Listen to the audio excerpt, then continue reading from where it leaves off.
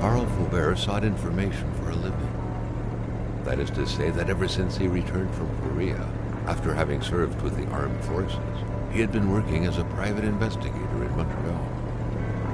William Hamilton, a rich industrialist, had gotten in touch with him regarding a simple vandalism issue. Nothing to write home about. Not worth hiring a private eye either, just so he can drive for hours on rough roads. But that's how it had always been. The client pays, Carl gets it done.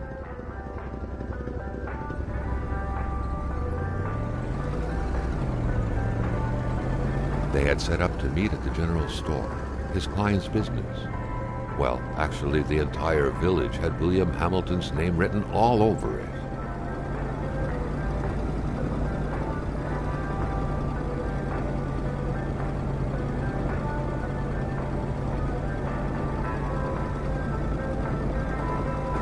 When the roads were bad, muddy, or snowed in, it was customary around these parts to close them off. But it was also customary to ignore those signs entirely and drive there anyway.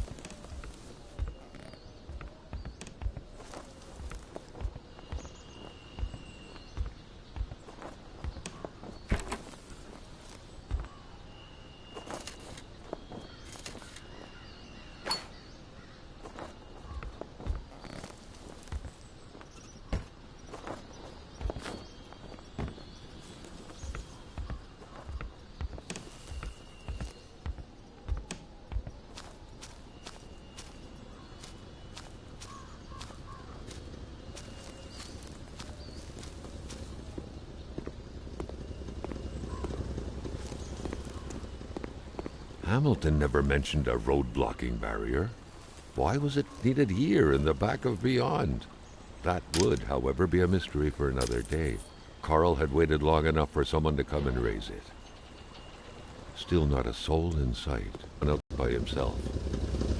Hamilton is waiting for Carl in the general store. It was time for him to get down to business. William Hamilton enjoyed a lavish country house built in the very heart of the northern forests, not too far from here. The local populace was divided when it came to the affluent man. Some saw a wealthy philanthropist dedicated to improving the region's economy. Others an aging Englishman who would do anything to further his fortunes. And those ones hated him enough to go on about scheming against him. Hamilton had recently acquired a few local businesses, but the last straw was the reopening of a mine, which gave rise to a wave of protests and threats from the Cree people.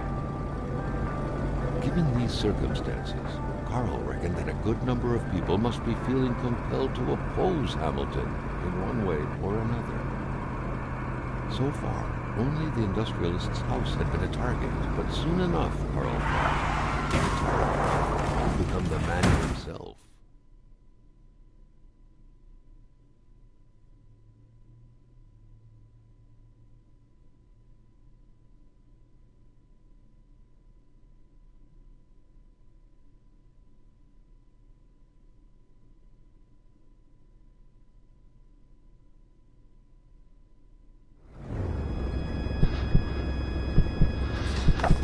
Carl needed to get out of there. The cold and the pain required urgent care.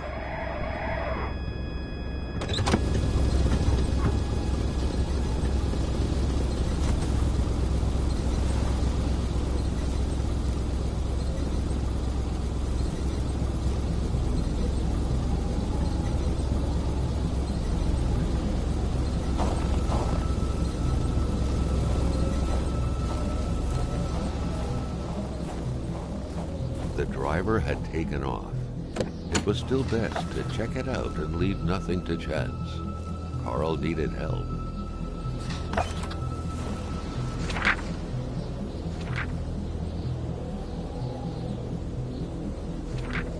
Such heart-wrenching Nordic poetry that was.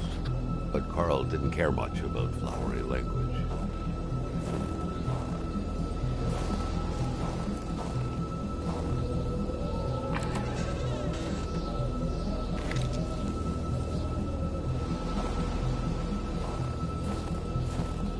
This deep in the country, his last hope was to find an abandoned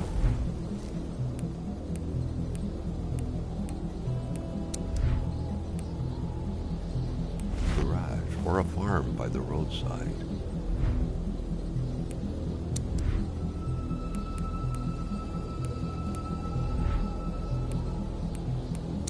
His life depended on it.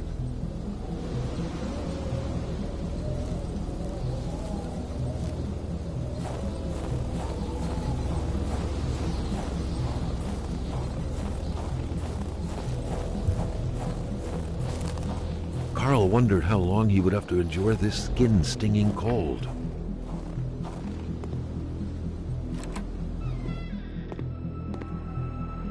Even better than he had hoped. Carl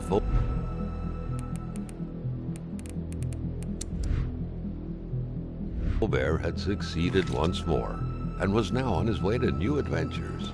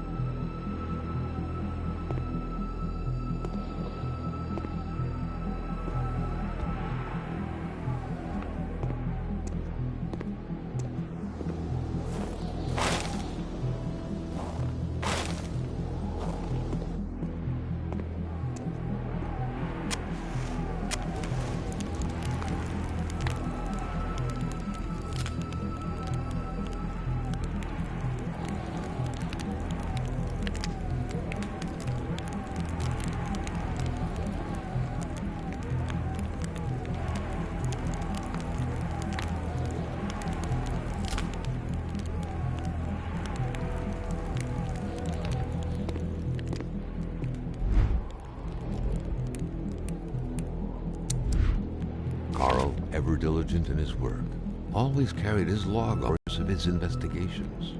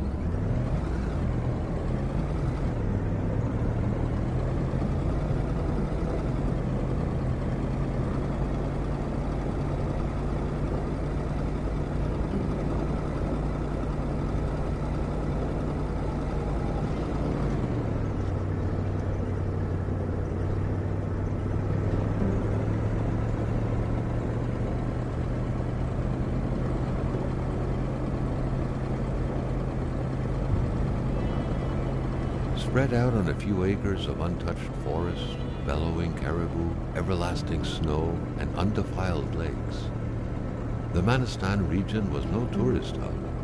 It was said to have been populated for millennia by Cree people, and ever since the industrial era, by the metal mining industry.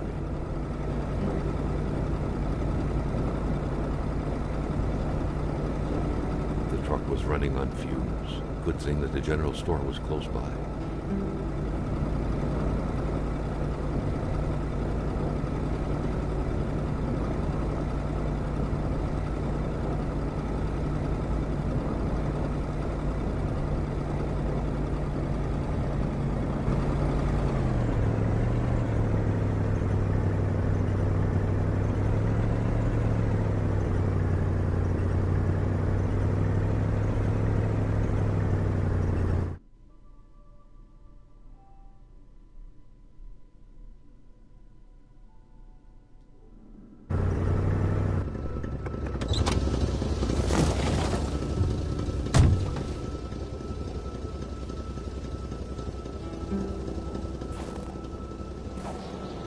The pumps wouldn't surrender their divine nectar so easily. In all likelihood, they had to be switched on from inside the store. A milkman had to drive by every week to fill the bottles. The fresh milk indicated a recent visit. Something fell to the bottom of the box.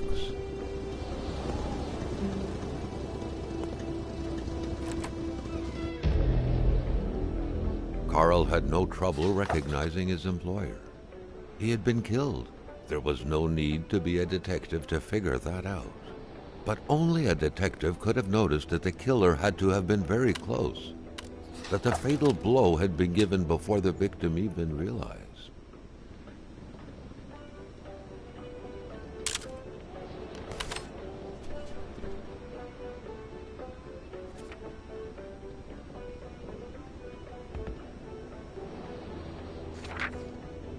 What could be inside that envelope? Carl was taken aback. He knew this address. It was said to be the address of the P.O. box for the Canadian Secret Service.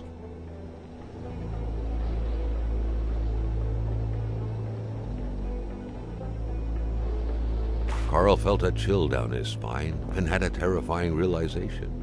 If Hamilton was dead, then who was going to pay him?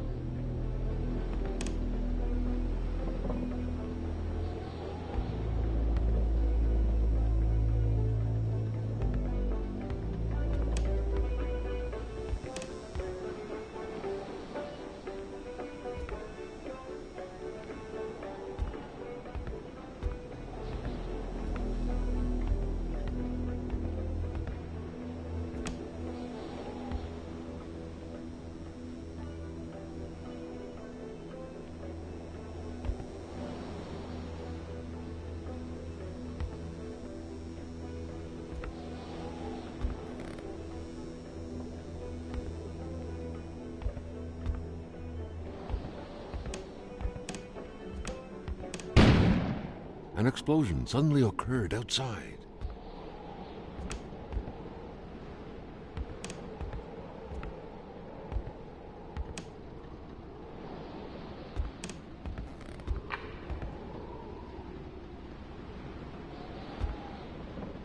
A radiator without power is as good as a wood stove without logs.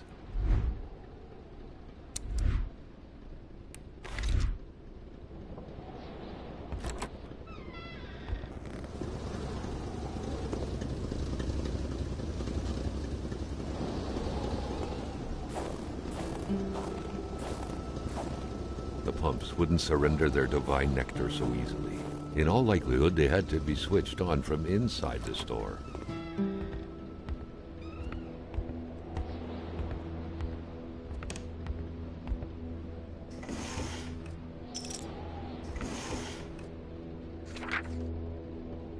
According to that log, it seemed like the whole village owed some money to the general store.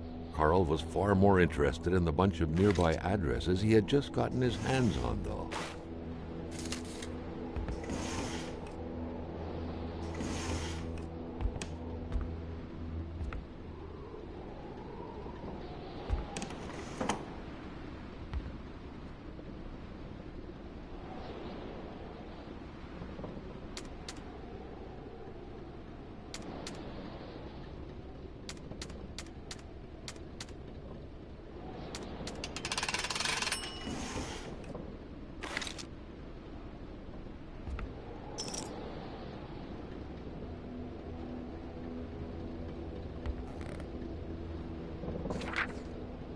Carl knew that Gilles Lachance was in charge of the general store.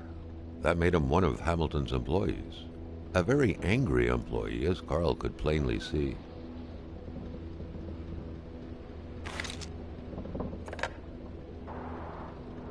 The snowstorm pummeled everything in its path.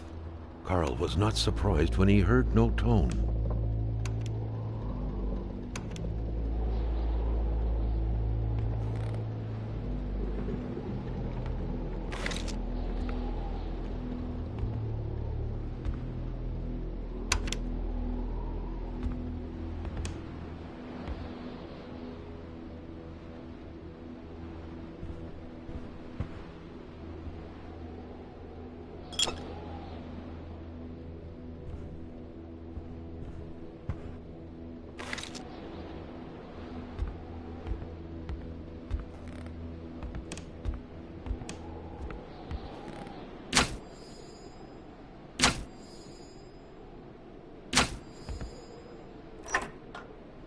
The note explained that the garage and the store couldn't be supplied with electricity at the same time.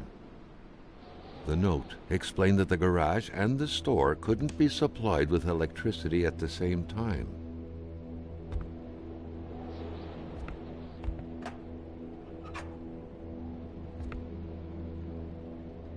Jumping from that height was akin to tempting death. Perhaps that man on the snowmobile had seen enough of this world already.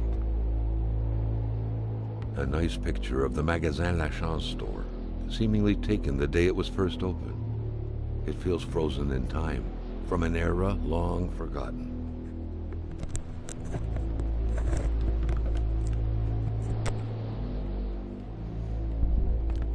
I think we're all done in here. There's the dead boss.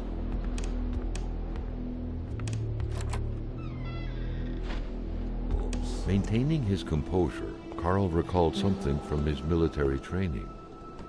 Wolves always stay away from populated areas. Wait, was it about bears? Carl was no electrician, but he could identify a wiring problem when he saw one.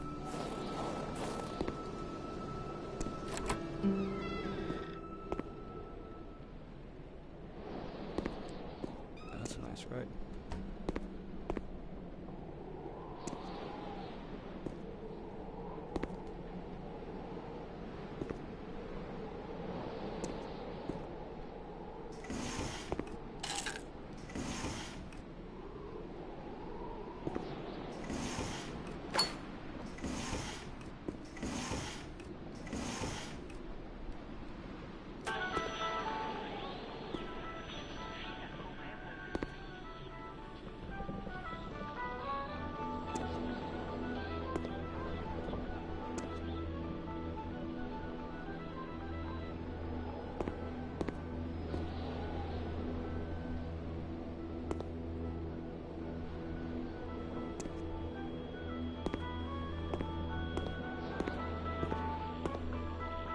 The crowbar was stuck under the lift.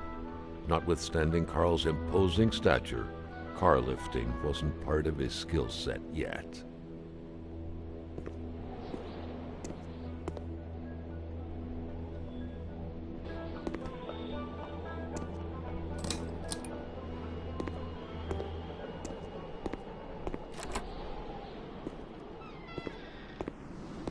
Got the tool. Go fix generator.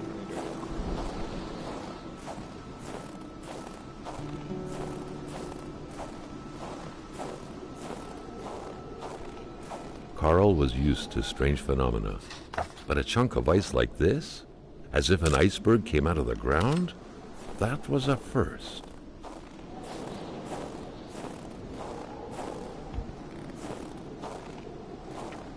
Prince? Carl found a surprise at every turn. Was the camera faulty, or was it a possible lead?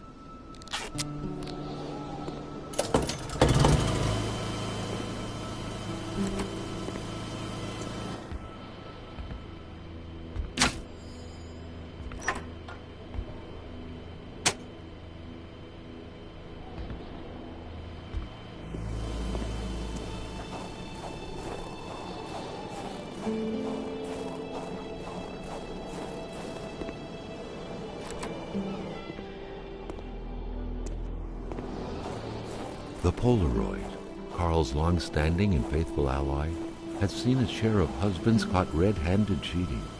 There's always something out there waiting to be snapped away.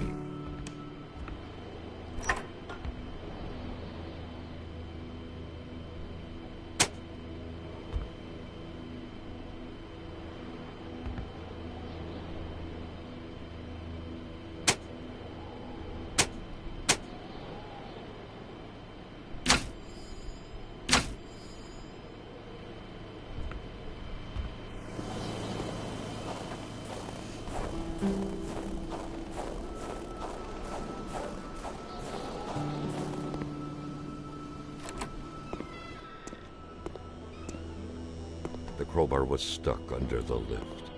Notwithstanding Carl's imposing stature, car lifting wasn't part of his skill set yet.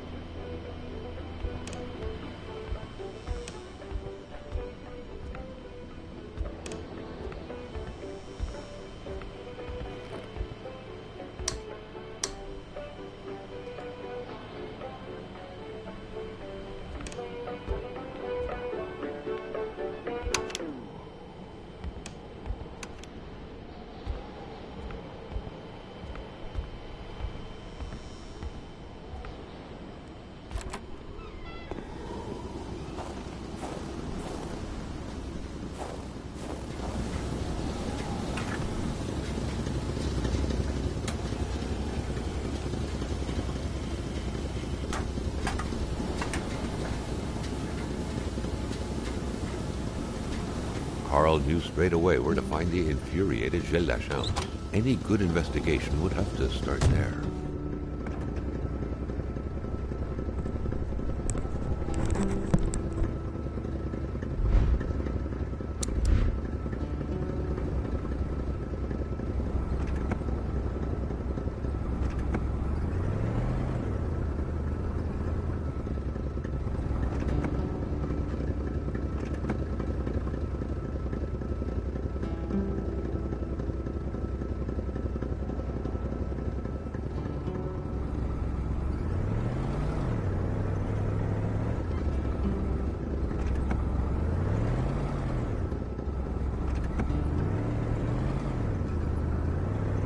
Carl felt that the store and its surroundings still held their secrets, and he didn't like to miss out.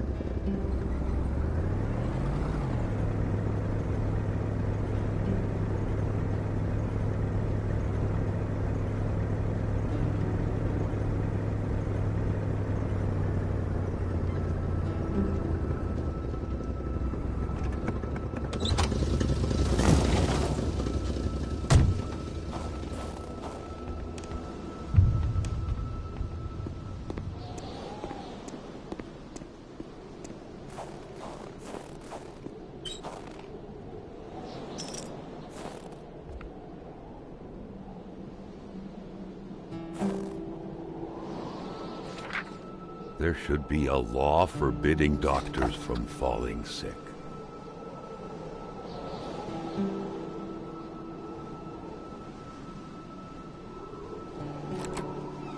In spite of Dr. Beaupre's good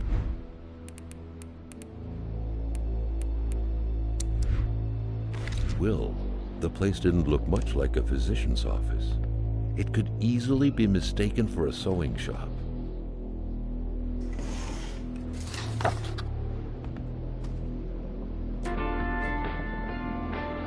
For the one-eyed, or for other vision problems, the eye patch was the way to go.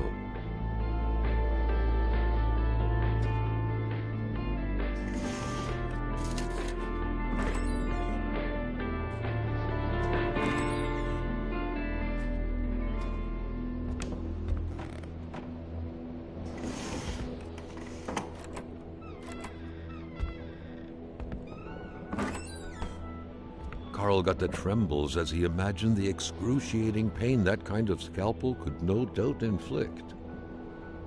Within these miserable walls, patients probably felt more like in a slaughterhouse than in a doctor's office.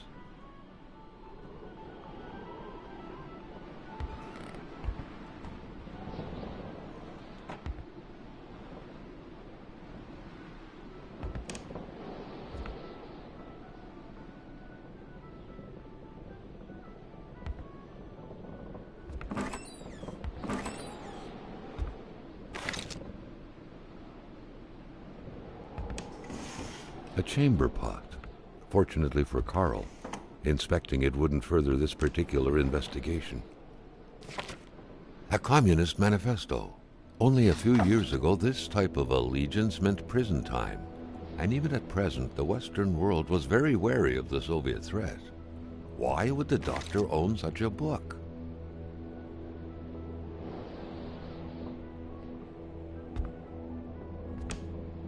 Dr. Beaupre had done his medical studies quite far from here. He was surely one of the first students out of the new campus to settle on the mountainside. Doctors used light-reflecting frontal mirrors to look inside the patient's cavities. That was a bit unsettling, but back then, it was pretty much always the case with medicine.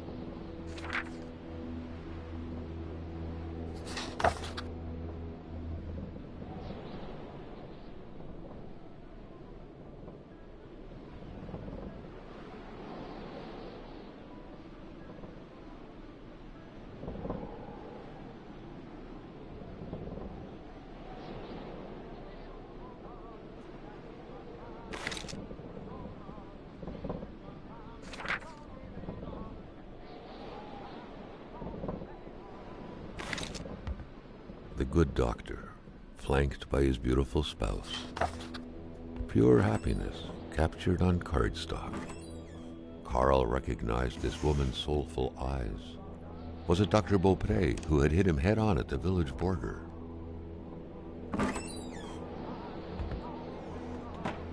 The injured could be recognized by the large stains of red, an informal nickname given to Merbromen, smudged all over their injuries.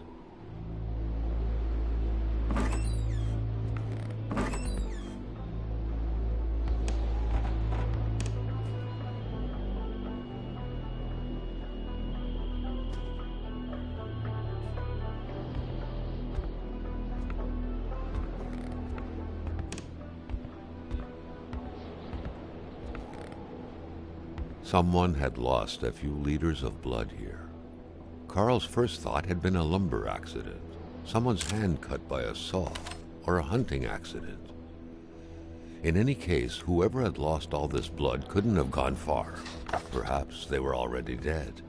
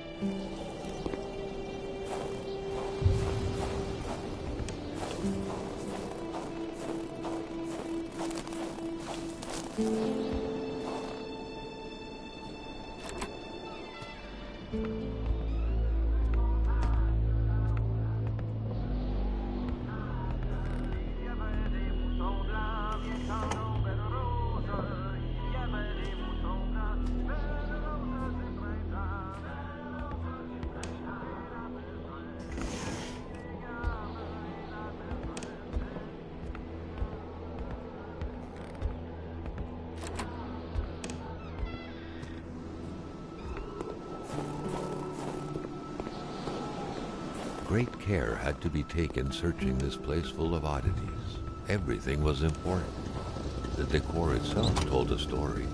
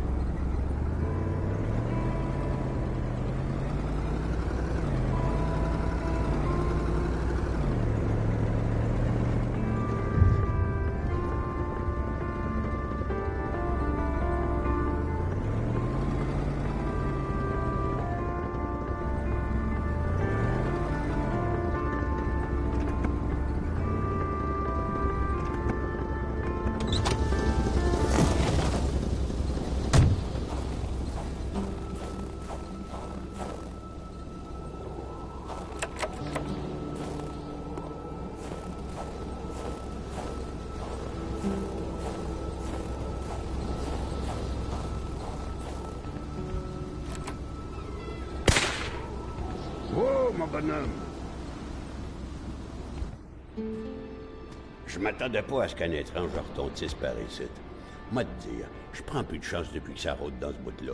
J'ai ma carabine au bout du doigt, et puis bang, bang, bang, si ça s'approche.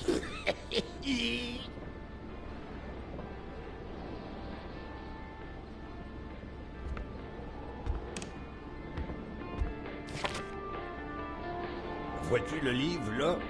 C'est le Wendigo. Ouais, le Wendigo. Un guerrier qui devient un loup pour se venger de sa grosse peine. Et...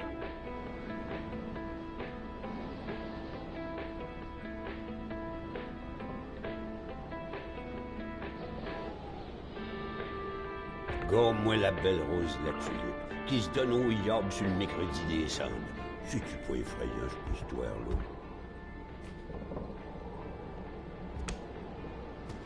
C'est encore beau. Tout ce qui est vieilli est bien meilleur.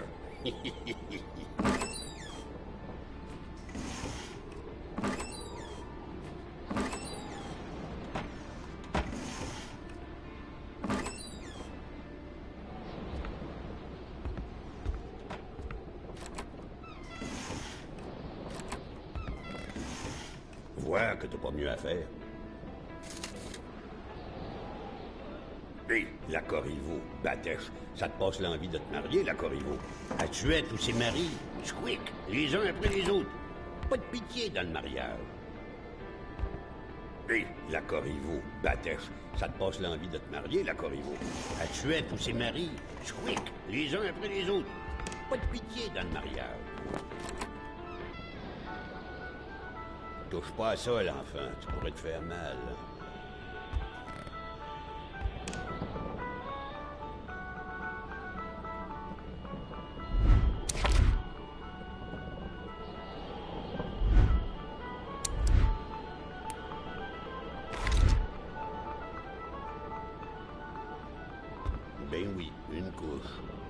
veux-tu tout faire en même temps, toi?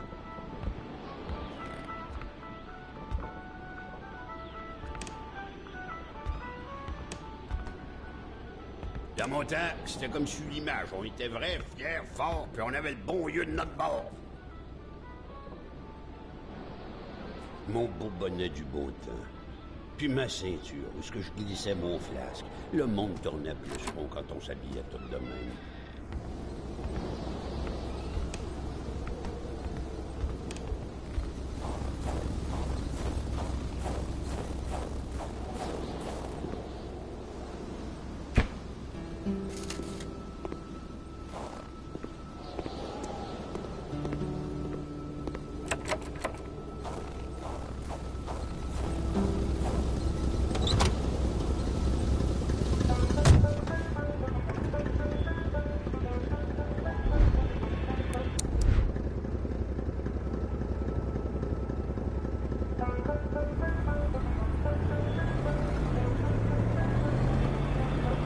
There, Carl had fed his mind, but had forgotten the harsh reality that his body also needed nourishment, especially in the dead of winter.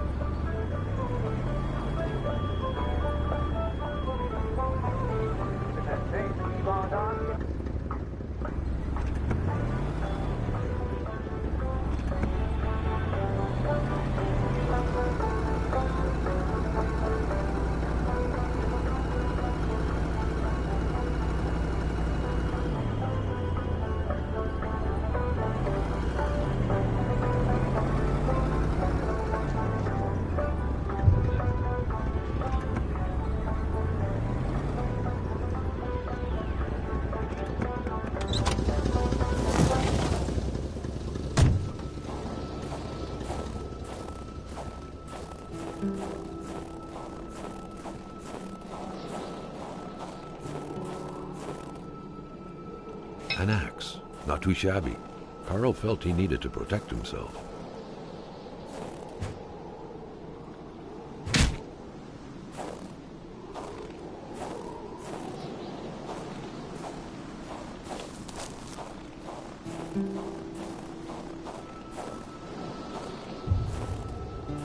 With a homemade shooting range such as this, it wasn't hard to imagine a stray bullet ending its course inside the flesh of an unsuspecting passerby. Granted, Carl thought, there wasn't much in the way of passersby around here.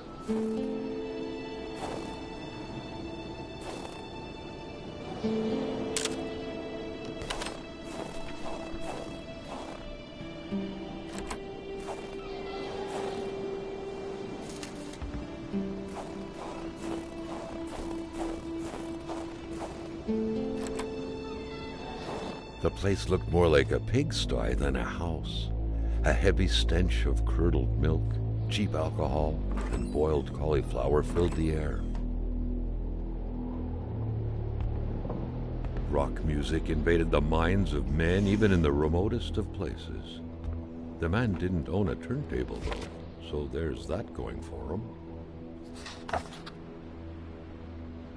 Et Jean Blouin. Seems like that pig had a name after all.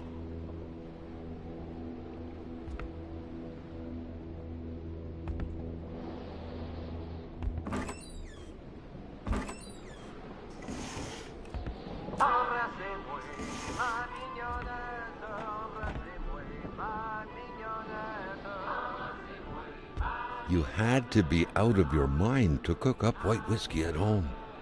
The all-surrounding stench of alcohol alone was probably enough to gas a man to death.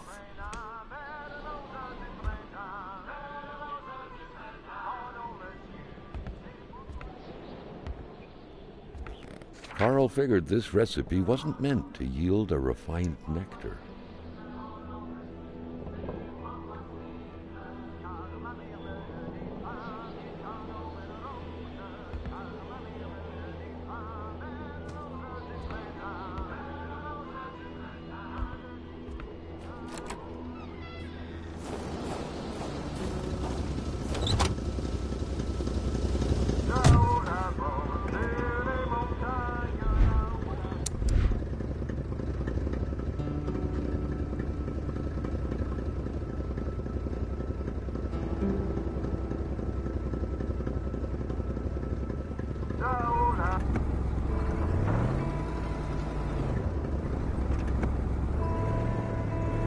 Carl felt that it was mission accomplished with the wicked nectar in his hands.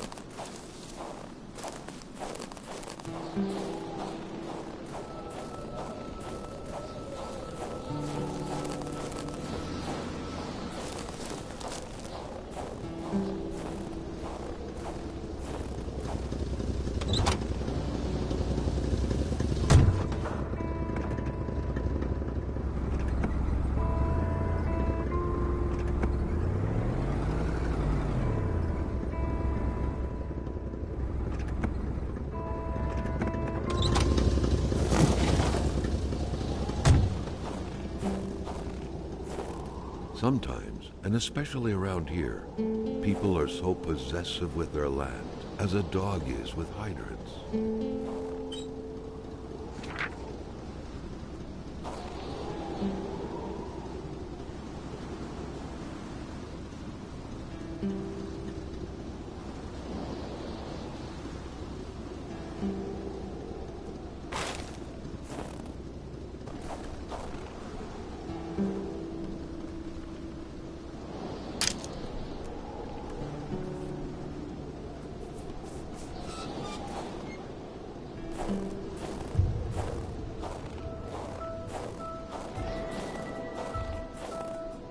What good was a motorless car?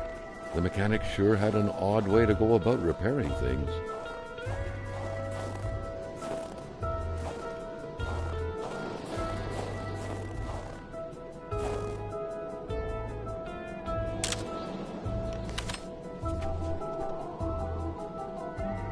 It was so cold, already Carl did not feel his toes anymore.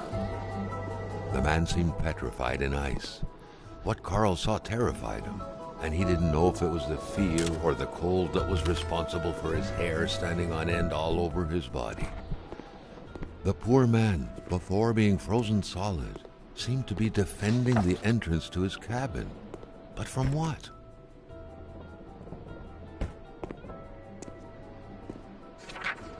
The very first steps of man on the moon were made more than a year ago.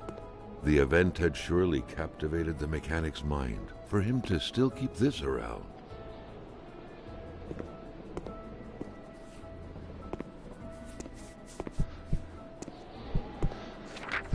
The week of October 5th, thought Carl. That was this week.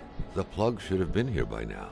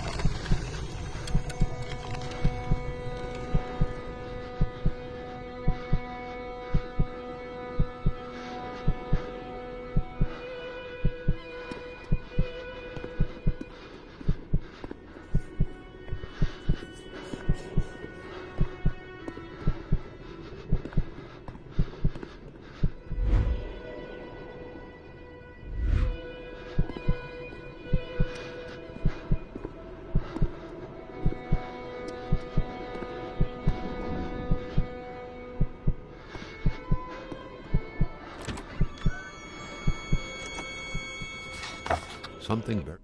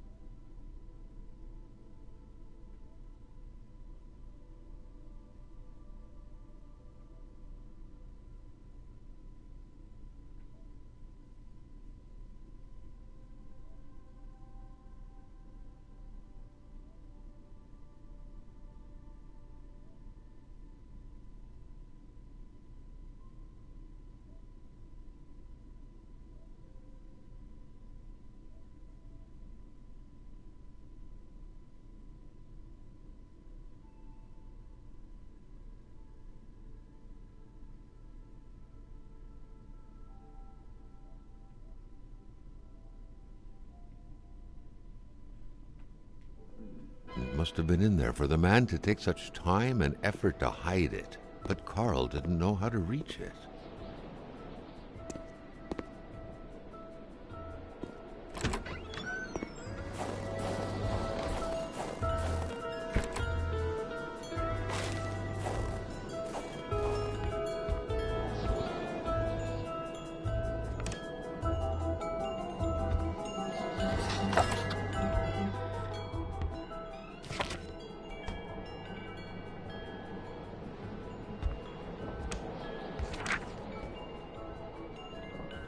Roswell, Atamipek, same story.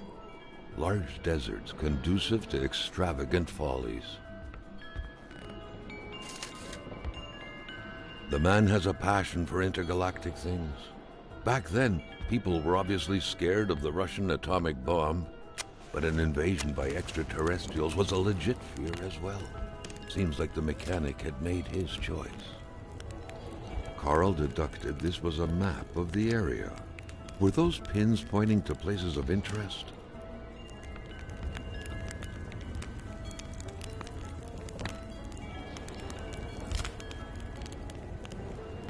Weird stuff. Kind of a crossing between a colander and a hairdryer. What was it for? To play telepath? to protect against nuclear waves?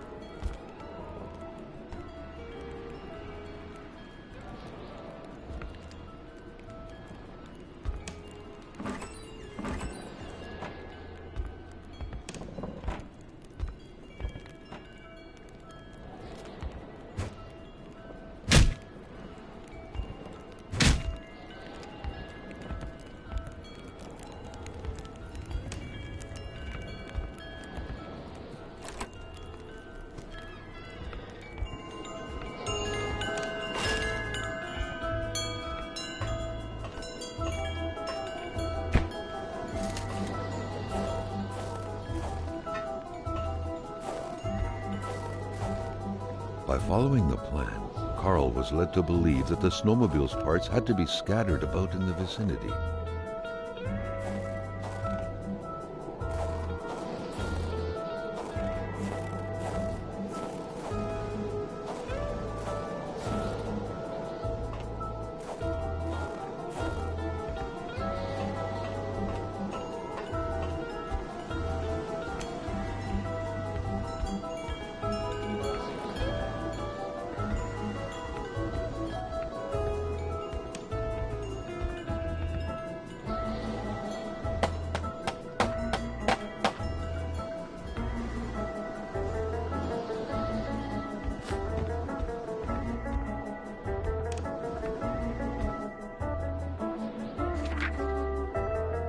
Carl had no idea how to interpret a message like that. On the surface, it seemed like he had one half too many of this puzzle, enough to know he shouldn't take this testimony as gospel.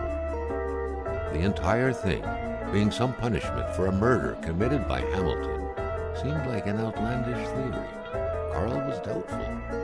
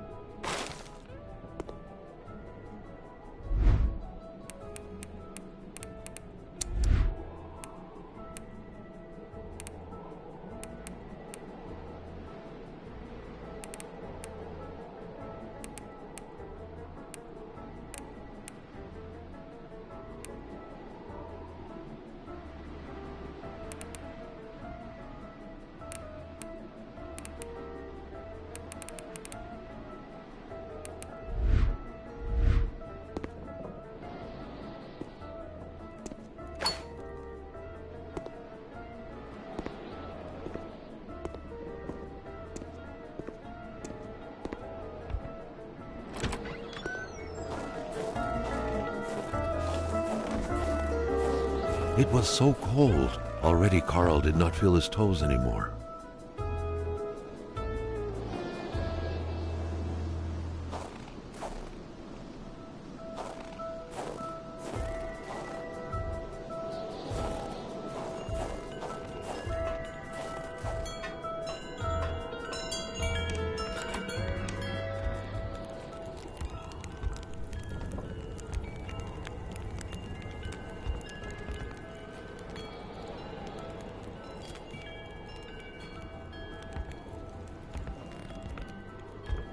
These scribblings were undoubtedly the mark of a tormented mind.